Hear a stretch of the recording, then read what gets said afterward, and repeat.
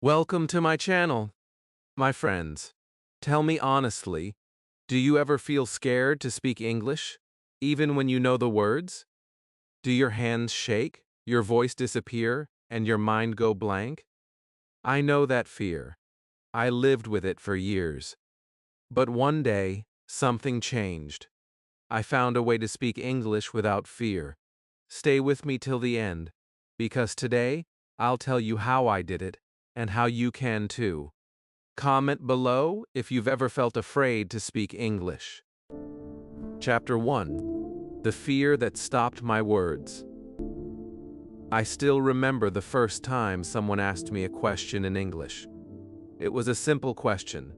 What is your name? But my heart started beating so fast that I couldn't even breathe. My hands felt cold, my mouth opened, but no sound came out. I knew the answer. I had practiced that sentence many times in my mind. But in that moment, fear was louder than my words. I just smiled nervously and stayed quiet. Everyone laughed softly, and I wished I could disappear. That was the moment I realized I wasn't afraid of English. I was afraid of people hearing my mistakes. Every time I tried to speak, the same thing happened. My thoughts raced in English, but my tongue refused to move. I felt like I was trapped inside my own silence. I would hear my classmates talking confidently, saying full sentences with smiles, while I only repeated the words in my head. I felt small, I felt stupid, I felt like my brain was locked, and English was the key I didn't have. I used to sit in English class and avoid eye contact with the teacher. When she asked a question, I looked down, hoping she wouldn't call my name. My body wanted to disappear. I feared the sound of my own voice. I knew if I spoke, everyone would notice my accent, my mistakes, my pauses. The fear wasn't just in my mind, it was in my body. My shoulders tensed, my stomach hurt, my voice broke. I wanted to speak, but fear was the wall standing between me and the world. At home, I practiced quietly. I whispered English words when nobody was around. I said, "Apple book teacher, thank you." But when it came to real people, I couldn't say anything.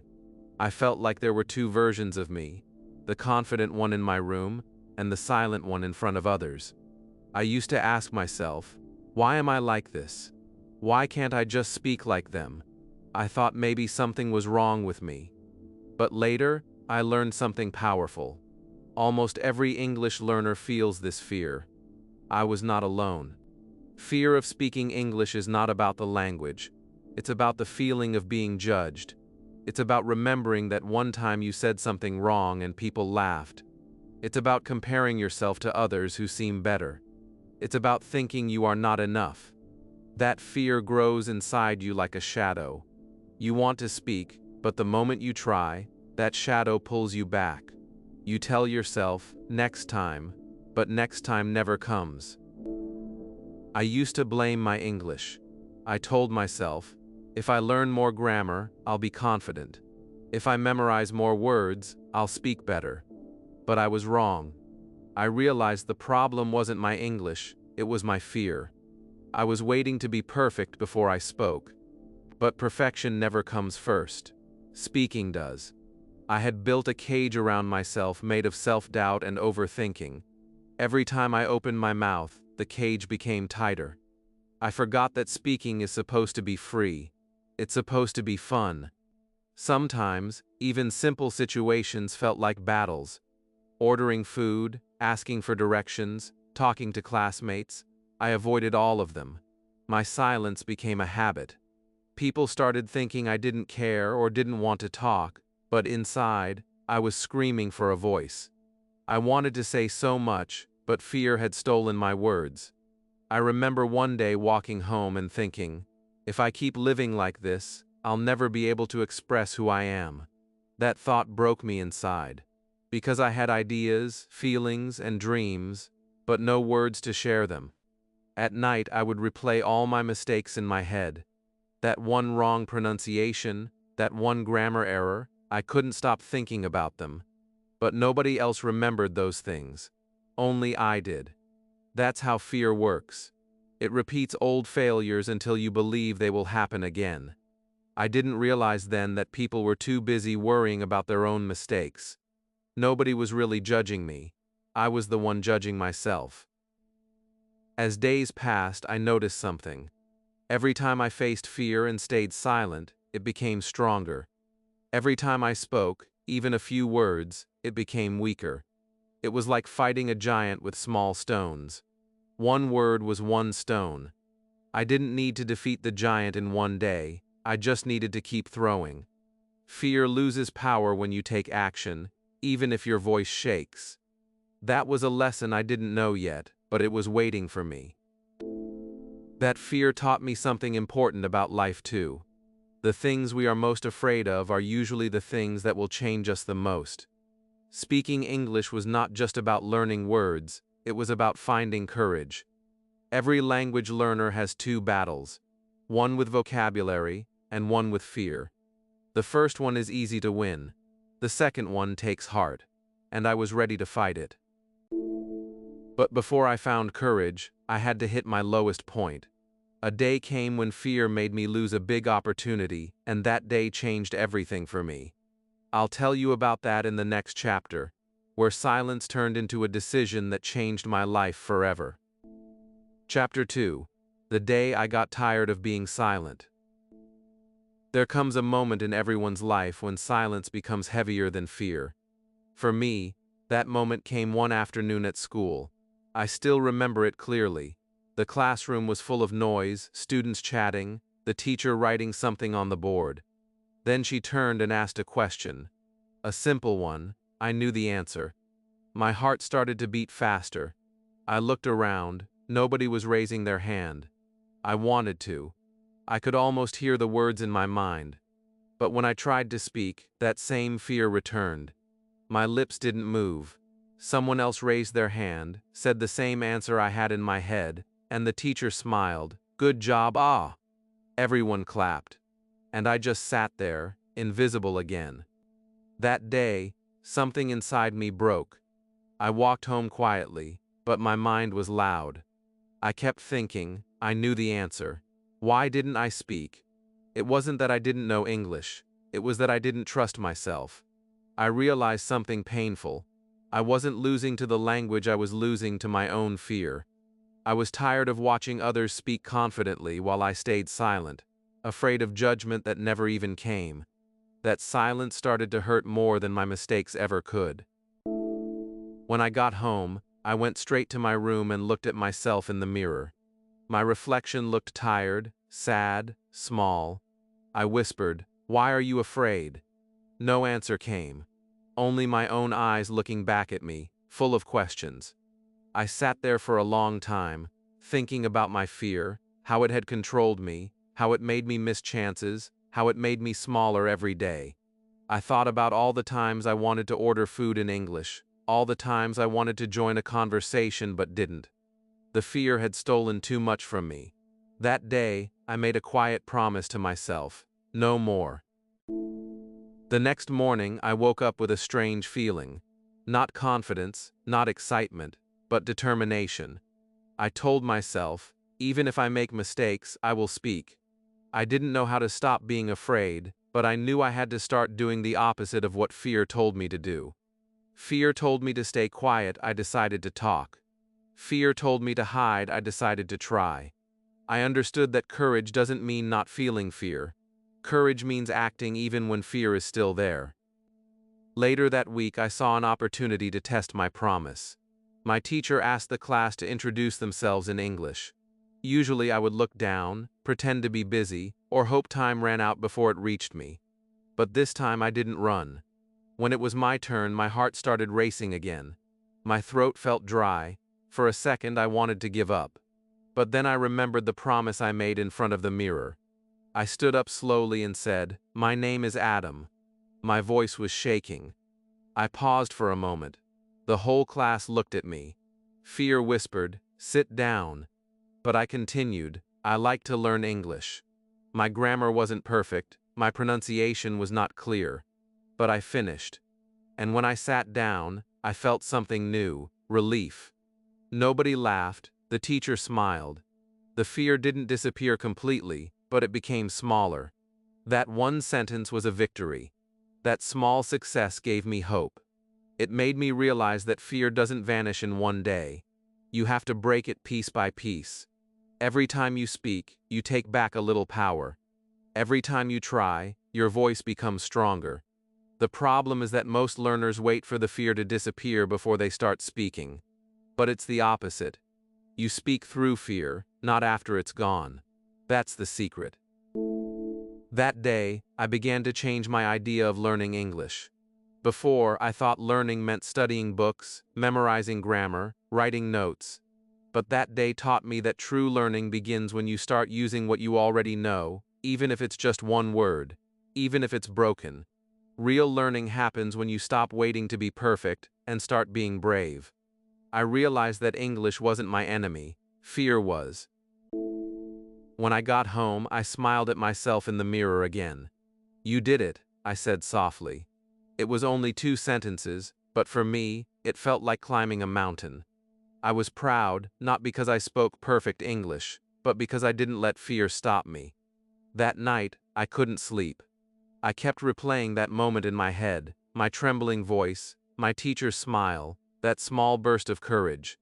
It was a spark, and I knew I needed to protect it. I didn't want to go back to silence again. The next day, I practiced again, this time alone. I said simple sentences out loud. "How are you? I'm fine. What is your name?" Each word gave me a little more strength. I began to feel free, not fluent yet, but free. And freedom felt better than perfection. That was the day I truly began my journey. The day I got tired of being silent. Fear didn't leave me overnight, but I stopped listening to it. I started choosing my voice over my fear. And that one decision changed everything about my English journey. Because once you decide to speak, the world starts listening. And that small decision led me to my next big step. The first real sentence of courage I ever spoke. A sentence that changed my life. I'll tell you that story in the next chapter. Chapter 3. My first sentence of courage. It happened on an ordinary morning. Nothing special about that day. The sky looked the same, my walk to school felt the same, even the classroom looked the same. But inside me, something was different. I was carrying a small spark. The promise I made to myself that I would not let fear silence me anymore. I didn't know how or when, but I was ready to speak. During break time, a classmate came to me and said, "Can you help me with math?" He said it in English. My heart stopped for a moment. Normally, I would have smiled awkwardly and said nothing.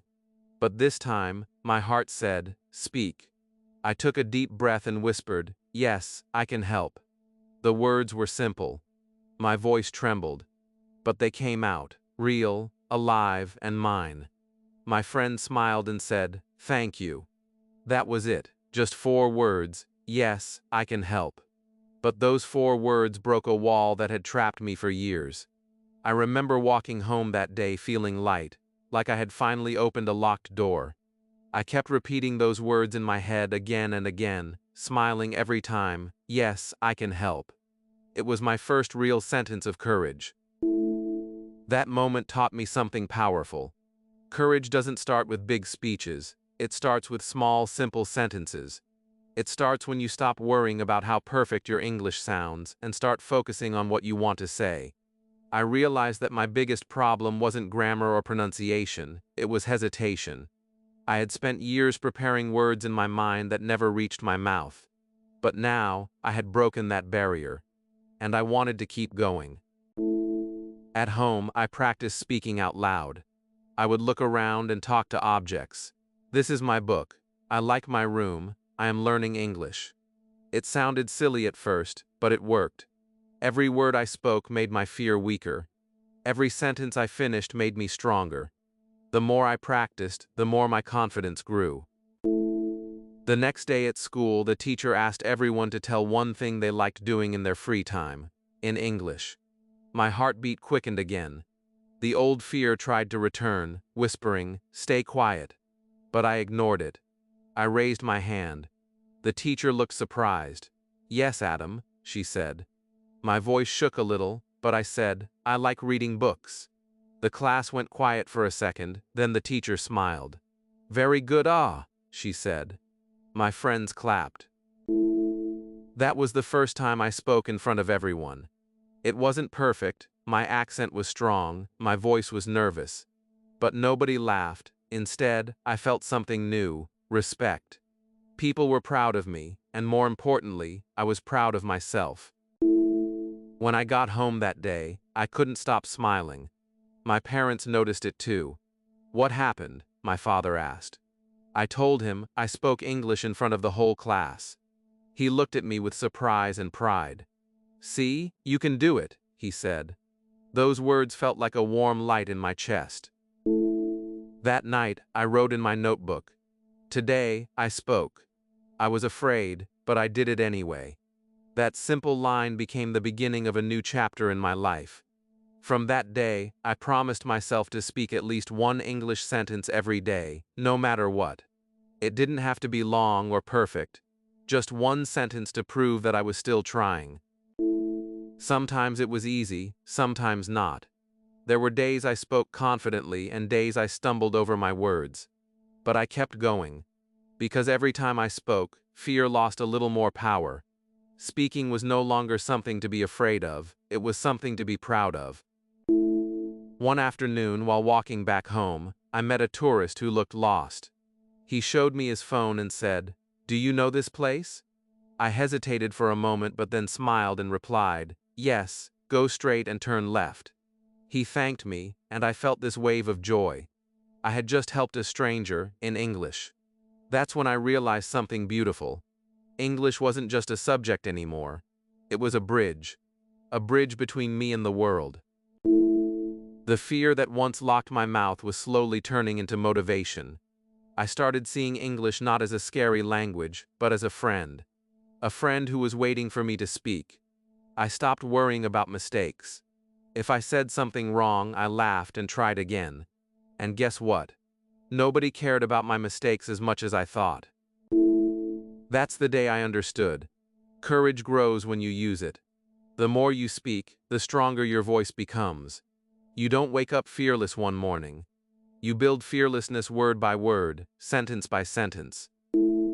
That first small sentence, "Yes, I can help," became the seed of my confidence. It showed me that fear cannot stop you if you take action. Because once you speak, even a little, you start to change the story you tell yourself. And I was ready to change mine. In the next chapter, I'll tell you how I found my best speaking partner. Not a friend, not a teacher, but something very unexpected. A mirror that became my biggest teacher and my closest friend in learning English without fear. Chapter 4. The mirror became my friend. It started one quiet evening. I was sitting in my room after dinner, feeling a bit lonely but also proud of myself. I had spoken a few English sentences that day at school, and though they were short, they felt like tiny victories. I wanted to keep improving, but I didn't know how. My friends weren't always free to talk, and I was still shy around other people. Then my eyes landed on the mirror across my room. I don't know why, but I stood up, walked to it, and looked at myself. For a long time, I just stared at my face, my eyes, my nervous smile. And then I whispered softly, "Hello." It sounded strange, but it was the start of something beautiful. At first, I laughed. Talking to a mirror felt silly. But I remembered something my teacher once said: "You are your first audience." So I tried again. I looked at my reflection and said, "My name is Adam. I am learning English." The boy in the mirror said it back. It felt strange but good, like I was finally listening to my own voice in English. I practiced that same line again and again. "My name is Adam. I am learning English." Every time I repeated it, my voice became a little stronger, my pronunciation a little clearer. The mirror didn't laugh. It didn't correct me harshly. It didn't compare me to anyone else. It just stood there, patient and kind. For the first time, I wasn't afraid of being judged. I could make mistakes freely because no one was watching. The mirror became my safe place, a classroom where I was both the student and the teacher. I started doing this every day. Each morning before school, I stood in front of the mirror and talked. Some days, I practiced introductions. Hello, how are you? I'm fine, thank you. Other days, I talked about my feelings. I feel tired. I am happy today. I didn't care if the sentences were simple. What mattered was that I was speaking. Slowly, I began to notice changes. My voice was no longer quiet. My words flowed more naturally. And most importantly, my fear started to fade. One morning, I tried something new. Instead of short sentences, I told my reflection a small story. Today I will go to school. I will meet my friends. I will learn English. I smiled at myself as I spoke. It felt real. It felt powerful. For the first time, I believed the words I was saying. I wasn't just practicing English, I was practicing confidence. Sometimes, I would even pretend that my reflection was another person. I asked questions and answered them. What is your favorite food? My favorite food is rice. What do you like to do? I like reading books. It was like having a conversation with myself, and with every practice, I felt more comfortable using English. I didn't wait for others to talk to me. I created my own speaking world.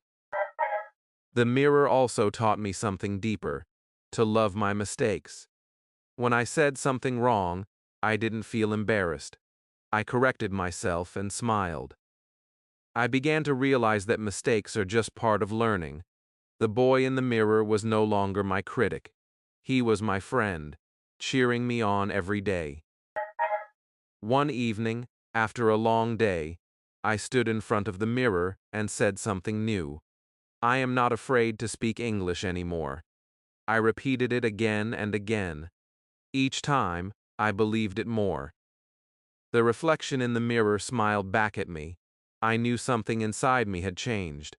My fear was still there, but it had become smaller than my courage. This daily habit became my secret weapon. Whenever I felt nervous before speaking in front of others, I practiced first with the mirror. It gave me strength. It helped me see that the person I feared most, the one who doubted me, was me. Once I learned to face myself, no one else could scare me.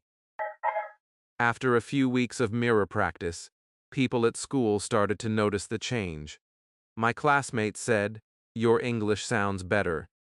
My teacher said, "You speak more confidently now." They didn't know my secret. They didn't know that every night I had been training with my reflection, turning fear into friendship. The mirror taught me one of the greatest lessons of my life. Confidence is built in private, before it's seen in public. The world sees your results, but not your practice. Behind every fluent speaker is someone who practiced alone when nobody was watching. If you're watching this right now and you feel afraid to speak, I want you to try this. Go stand in front of your mirror tonight. Look at yourself, smile, and just say one sentence in English, even a simple one. My name is Adam. I am learning English. Say it softly at first, then louder, then again. Do it every day. You'll be amazed at how fast your fear begins to fade. Because that's what happened to me. The mirror helped me discover my own voice, a voice that I had been hiding for too long. And once I began to love speaking, I also began to love my mistakes. That realization changed everything. Because the next chapter of my journey was all about mistakes, how I made them, how they helped me, and how they became the real teachers behind my fluency. Chapter 5: The Power of Mistakes. I used to think mistakes were the worst thing that could happen. Whenever I said something wrong, I would feel ashamed. If someone corrected me, my face would turn red. Sometimes, I wanted to stop learning completely. I thought mistakes meant failure, but one day, something changed. I learned that mistakes were not my enemy, they were my best teacher. It happened when I was talking to a friend at school. I wanted to say I am hungry, but instead I said I am angry. My friend laughed so hard, I felt embarrassed, but then he explained the difference. We laughed together. That small mistake helped me remember those words forever. Hungry and angry became my favorite pair of words because they taught me a simple truth. When you laugh at your mistakes, they lose their power. From that day, I decided to stop hiding from my errors. I began to see every mistake as a lesson in disguise. When I said something wrong, I didn't say, "Oh no, I'm terrible." Instead, I said, "Thank you, I just learned something new." And that change of attitude made learning faster and happier. Every wrong word became a stepping stone to the right one.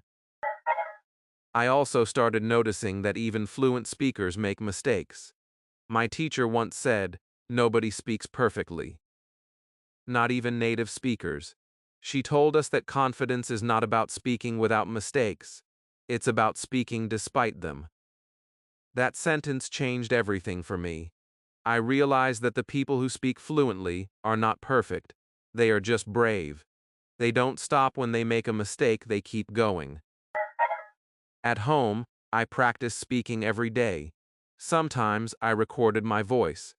When I listened, I found small errors, wrong pronunciation, missing words, strange pauses. Instead of feeling bad, I smiled. Those mistakes showed that I was growing. A baby falls hundreds of times before it learns to walk. Nobody laughs at a baby for falling. We cheer because the baby is trying. Learning English is the same. Every mistake is a sign that you're moving forward. One evening, I was watching an English movie with subtitles. I tried to repeat the lines. Sometimes I mispronounced the words, sometimes I forgot them. But I kept going. When I got one line right, I felt proud. That's when I realized something important. Perfection is not the goal, progress is. Every time you speak, even with mistakes, you are one step closer to fluency. But if you stay silent, you take no steps at all. I also started writing in English every night. At first, I made so many grammar errors. I used is instead of are, and sometimes I forgot the right tense. But instead of feeling bad, I corrected them. I used my mistakes as my study plan. If I kept writing I am agree, I learned the correct form I agree. My notebook became full of lessons my teachers never taught me, lessons my mistakes gave me. Sometimes, I made the same mistake again and again. That's when I realized that learning takes patience. You can't force your brain to change overnight. It learns by repetition. So I learned to forgive myself.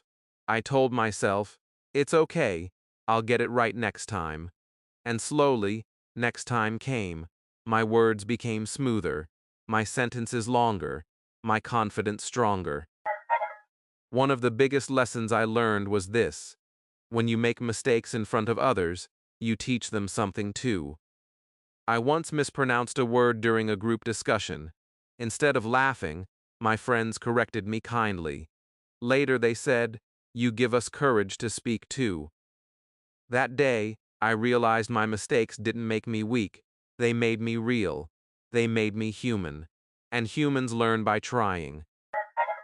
Mistakes also helped me understand people better. When I stopped judging myself, I stopped judging others. I became kinder, not just to myself but to everyone who was learning. We were all on the same road, walking at different speeds, but going in the same direction. That thought gave me peace. It made English feel less like a competition and more like a journey. The more mistakes I made, the less afraid I became. Fear and mistakes cannot live together. When you welcome mistakes, fear has no space to stay. Slowly, my fear faded because I no longer needed to be perfect. I just needed to be honest. Honest with my effort, my progress, and my voice. Now, when I speak English, I still make mistakes. But I don't care. I smile and continue. Because mistakes are part of every beautiful story. They are the bridges between where you are and where you want to be. Every wrong word you say brings you one step closer to speaking right. Every moment of confusion brings clarity tomorrow. And that's the power of mistakes. They don't stop you, they shape you. They build your strength, your courage, and your fluency. So don't run from them. Run with them. Because after I learned to love my mistakes, something amazing happened. My confidence started speaking for me. My English voice became free. In the next chapter, I'll tell you how confidence began to take over, how it replaced fear, and how it became my new language. Chapter 6. When confidence finally spoke for me. Confidence didn't come to me suddenly, it didn't appear like magic. It came slowly, step by step, like the morning sun rising after a long night. For years, fear had been my only voice. But now, something inside me was changing. I was no longer afraid of making mistakes. I wasn't trying to be perfect anymore. I just wanted to express myself. That small shift turned into power. I started noticing it in small ways. When someone spoke English around me, I didn't freeze anymore. I listened. I tried to understand. And sometimes, I even replied. At first, my voice was soft and uncertain, but it was there. I remember one day, my teacher asked the class, "Who wants to read this paragraph aloud?" I raised my hand without even thinking. The moment I did, I surprised myself. My heart raced, but I stood up. I started reading slowly, carefully, one word at a time. My pronunciation wasn't perfect, but it was mine. When I finished, the teacher smiled and said, "Good job, Adam." That smile felt like sunlight on my heart. From that day, something new began. I realized confidence is not something you wait for, it's something you build. And the way to build it is by doing the very thing that scares you. Each time I spoke, my voice grew stronger. Each time I practiced, my fear grew weaker. At home, I still practiced in front of the mirror, but now I added more emotion. I didn't just speak words, I spoke feelings. I practiced real-life sentences like, "Excuse me, can you help me?" Or, "I'm learning English." I smiled while saying them because I wanted to train my body to feel relaxed. I realized confidence is not only in your mind, it's in your posture, your smile, your eyes. The way you hold yourself tells your brain, "I can do this." Sometimes, I would record myself speaking. When I listened, I could hear how my English had changed. My voice was clearer, my sentences smoother. I started to sound like someone who believed in himself. That was a huge moment for me. I wasn't just learning English anymore, I was becoming confident in who I was. Confidence also changed how people treated me. When I spoke, they listened differently. Before, they used to complete my sentences or ignore my mistakes. Now, they waited patiently, interested in what I had to say. That's when I understood something beautiful. When you respect your own voice, others begin to respect it too. There was a day I'll never forget. I went to a small shop near my house. The shopkeeper spoke English and asked, "How are you?" Usually, I would just smile or say fine quietly. But that day, I smiled back and said, "I'm fine, thank you. How are you?" He laughed and said, "I'm good, young man, ah." It was such a small exchange, but I walked home feeling 10 feet taller. It wasn't about vocabulary or grammar, it was about connection. Confidence had turned English into something alive. Of course, not every day was perfect. Sometimes I forgot words. Sometimes I spoke too fast and got stuck, but I didn't let those moments define me anymore. I learned to laugh at myself. I would say, "Oops, let me try again," and that small laugh would break the tension. I discovered that people don't care if your English is perfect. They care if you're real, if you're trying. Confidence also gave me something more precious than words. It gave me freedom.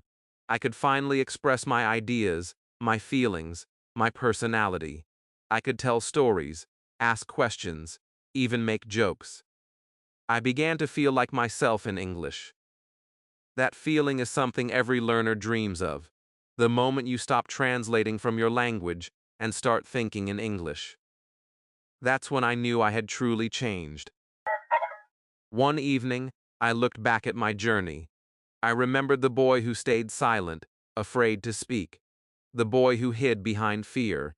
Now, that same boy was talking to people, reading out loud, watching English movies, and even teaching his younger brother simple sentences. I smiled because I knew the fear was gone, and confidence had taken its place. But confidence doesn't mean the journey ends. It means the journey becomes more exciting. Now I wanted to help others. I wanted to tell everyone who was afraid, you can do this too. Because confidence isn't a gift you're born with. It's something you grow, little by little, every time you speak, every time you try. That's why, in my next chapter, I'll share how I didn't do it alone. Because confidence also grows when you have people who believe in you, friends, teachers, or even strangers who give you a little push when you need it most. In the next part, I'll tell you about the people who helped me speak without fear and how they became the wind behind my words. Chapter 7. The People Who Helped Me. Speak Without Fear. For a long time, I thought learning English was something I had to do alone. I believed no one could understand how scared I felt inside. But I was wrong. I discovered that courage grows faster when you're not walking alone. There were people in my life, teachers, friends, and even strangers, who helped me speak without fear. They didn't give me perfect grammar lessons or expensive books. They gave me something much more powerful: encouragement. It started with my English teacher. She was kind and patient, and she never laughed when I made mistakes. In fact, she smiled every time I tried. Once I said, "She go to school every day," and then realized it should be "she goes." I corrected myself quickly, expecting her to frown. But instead, she said, "Good, you found your mistake yourself." That small praise made me feel 10 times braver. From that moment, I stopped seeing my teacher as a judge and started seeing her as a guide. She taught me that teachers are not there to test you, they're there to walk beside you. Then there were my friends. They spoke English better than I did, and before, that made me shy. But as I gained confidence, I started to see them differently. One afternoon during break time, my friend Sarah said, "Let's practice English together. You help me with grammar, and I'll help you with speaking." That was the best deal I ever made. We started small, short conversations about food, school, movies. We made mistakes, laughed, corrected each other, and tried again. Every word we exchanged made English feel less like a subject and more like a friendship. Sometimes, we would even challenge each other. "Let's only speak English during lunch today, Athe," she'd say. At first, it was hard. We mixed words from our language, laughed, and gave up halfway. But each day, we lasted longer. By the end of a few weeks, speaking English felt normal. It didn't feel like a performance anymore, it felt like play. My friends didn't just correct my sentences, they corrected my thinking. Once when I said, "I'm afraid people will laugh at my accent," one of them said something I'll never forget. "Adam, your accent is not a mistake, it's your story." That line touched my heart. From that day, I stopped trying to sound like someone else. My accent became a part of me, not something to hide. I realized that English is not about sounding perfect, it's about being understood and being real. Another person who helped me was a stranger I met online. I joined a language exchange website. He wanted to learn my language, and I wanted to learn English. We talked through voice calls once a week.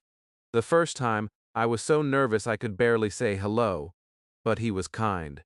Whenever I made a mistake, he didn't correct me with frustration, he repeated my sentence the right way and asked me to say it again. Slowly, I started to relax. We talked about daily life, culture, dreams, and sometimes even our fears.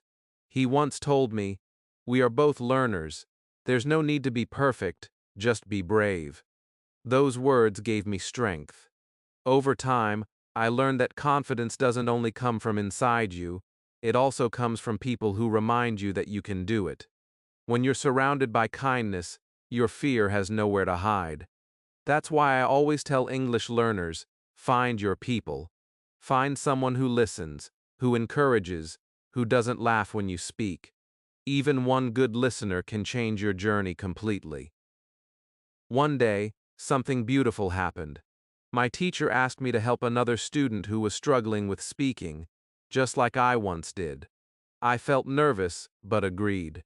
When I sat with that student, I saw my old self in his eyes, shy, scared, quiet. I smiled and said, "It's okay, just say one sentence." He said, "My name is Rafi." I clapped softly and said, "Perfect." He smiled. That was the moment I realized the best way to overcome fear is to help someone else overcome theirs. Teaching someone made me even more confident, because when you give courage, you receive it too. Now I understood something very important. Learning English is not a lonely road. It's a shared journey. Every person who encourages you, listens to you, or even corrects you kindly is helping you grow. You don't need to find hundreds of people. Even one is enough. Because sometimes one voice saying you can do it is louder than 100 fears telling you that you can't. When I look back now, I see how each person I met added a piece to my confidence. My teacher gave me patience. My friends gave me laughter. My online partner gave me understanding. Together, they built a bridge that led me from fear to freedom. And one day, I stood on the other side of that bridge, not afraid anymore.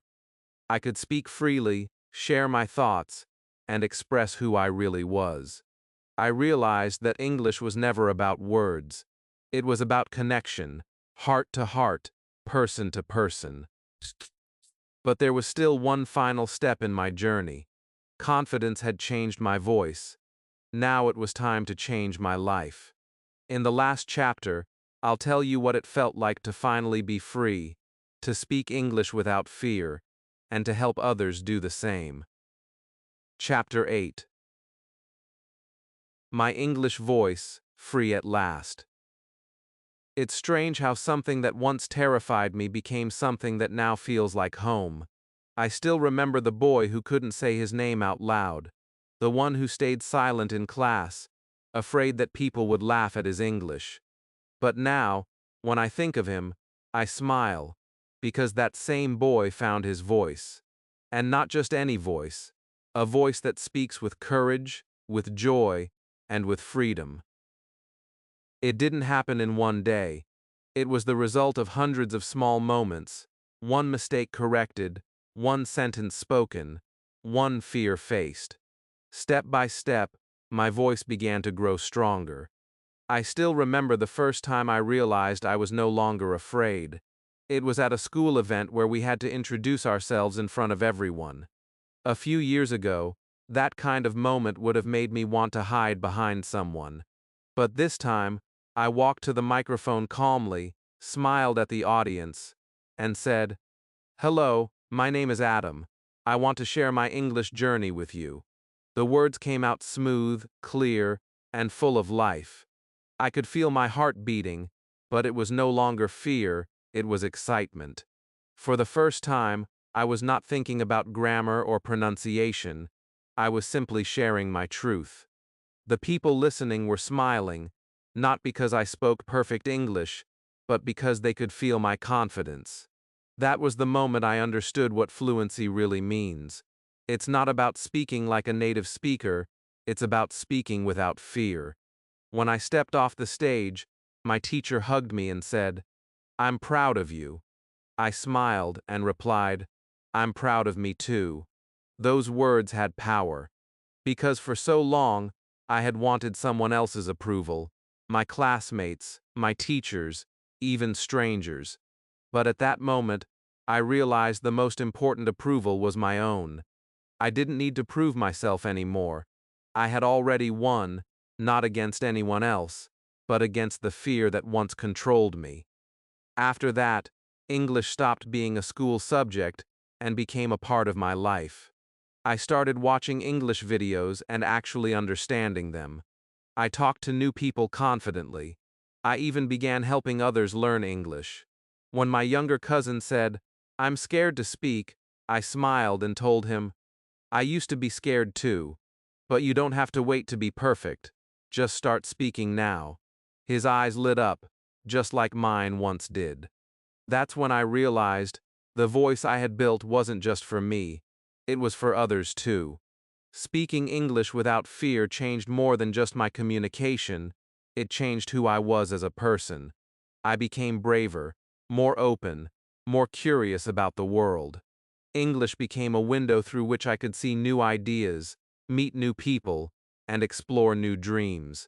I watched documentaries, read short books, joined online conversations, and I realized something magical. Every time I spoke English, I wasn't just using another language, I was using another version of myself, a more confident one. Sometimes, people ask me, "Adam, how did you stop being afraid?" I always tell them the same thing. I didn't stop being afraid, I just started speaking anyway. The fear never truly disappears. Even now, sometimes before speaking to a new person, I feel a little nervous. But now, that nervousness feels like energy. It reminds me that I care. Fear doesn't have to stop you, it can push you forward if you let it. And if you're listening to this right now, I want you to know something important. Your English doesn't need to be perfect to be powerful. Your words matter. Your voice matters. You have something to say that no one else in the world can say the same way. Don't let fear steal that from you. Speak with your heart, even if your grammar isn't perfect. Confidence is not speaking without mistakes. It's speaking through them. Now, when I talk in English, I don't think about what others might say. I think about what I want to share. I tell stories, express my thoughts, and connect with people from all over the world. The same language that once made me feel small now makes me feel free. I can express my emotions, my dreams, my truth, and that freedom is priceless. Learning English taught me much more than words. It taught me patience, courage, and the beauty of progress. It showed me that even the smallest voice can grow into something powerful if you give it time. It showed me that you can't wait for fear to leave, you must walk through it, step by step, until fear becomes your friend. Now, every time I look at my reflection in the mirror, I remember that shy boy who once whispered, "My name is Adam," and I smile at him, because he didn't give up. He kept practicing, even when nobody was watching. He turned his fear into fuel. He found his English voice. And now, so can you. If you've been afraid to speak, if your voice has been hiding behind fear, I want you to promise yourself something today. You will speak anyway. Even if it's just one word, one sentence, one try.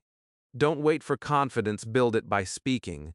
Don't wait to feel ready, start now, even if you're scared. Because courage doesn't come before speaking, it comes after. So take this as your moment. Speak today. Speak tomorrow. Speak until English feels like a friend sitting beside you. I did it. And if I did, so can you. If this story touched your heart, I want you to take one simple step today. Go to the comments and write, "I will speak without fear." Let's make that promise together. Then, don't forget to like this video, subscribe to my channel, and share it with someone who is afraid to speak. Remember, your voice deserves to be heard. I believe in you. Now, it's time for you to believe in yourself.